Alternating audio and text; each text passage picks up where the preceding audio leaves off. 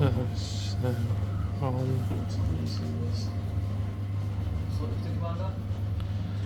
So I got subtitles on. Quick, march! Left, right, left, get away. He's in quite a...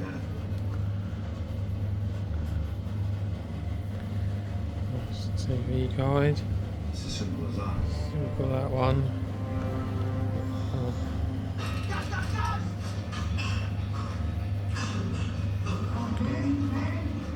You've watched Saving Private Ryan. You've never seen a guy with glasses in the army. Unacceptable. It's quite good. I understand this is the last place you probably want to be right now, but it is making things 10 times worse. Dryden's not come back into work today. I think it's stopped at the police. I think it looks better with that on. And you can watch all episodes right now on BBC iPlayer. Maybe not quite as grueling, but still Better on, but I'm going to leave it off. To the Arctic, 4 famous faces take on celebrity race across the world. Press red now to watch online.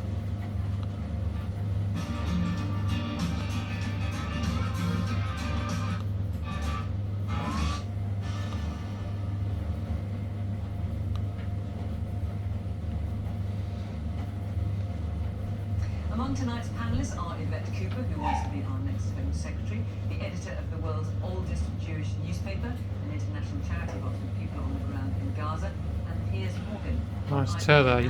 On BBC One after 10 o'clock. Never had this telly before, I don't think.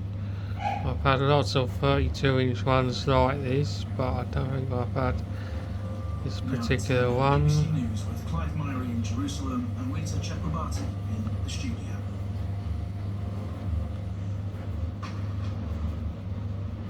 At 10, we're live in Jerusalem as Israel's Air Force continues its heavy bombing of Gaza.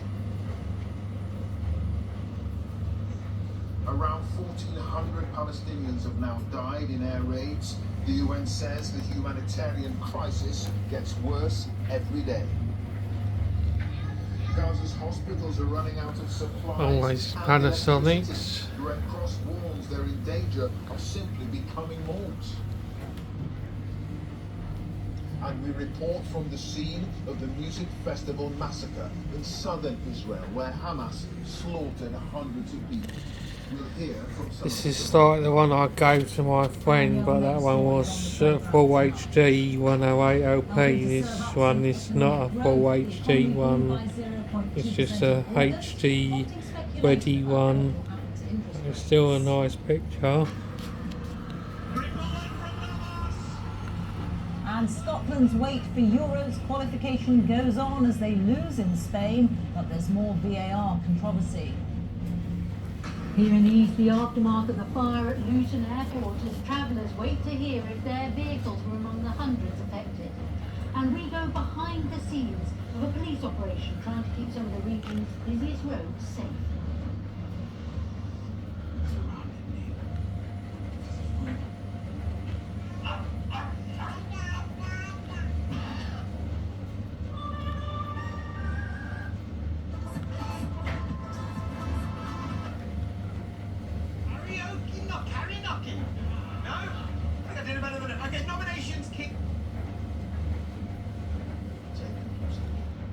Hamas wants the destruction.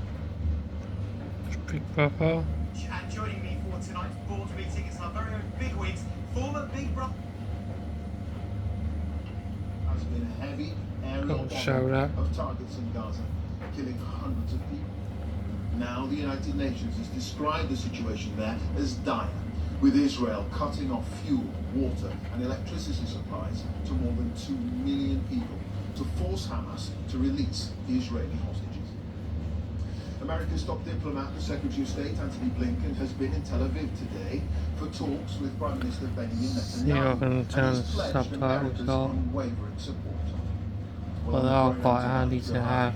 Reports from our correspondents on both sides of the war, which includes scenes you may find distressing. We'll be in Gaza City and the West Bank. But first, let's go live to Jeremy Bowen in southern Israel. Jeremy.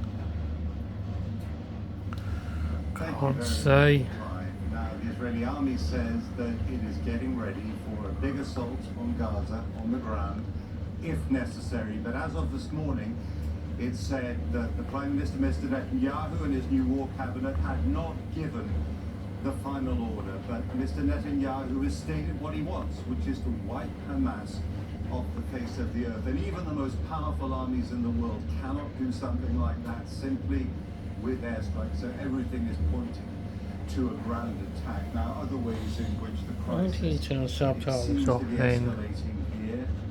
More tension on the northern border with Lebanon. There's been shooting in Jerusalem tonight. The Royal Navy has been ordered to send 2 ships to the eastern Mediterranean, and America's largest aircraft carrier battle group is already heading this way. And in the Gaza I'll have to look up to see how to turn the subtitles off.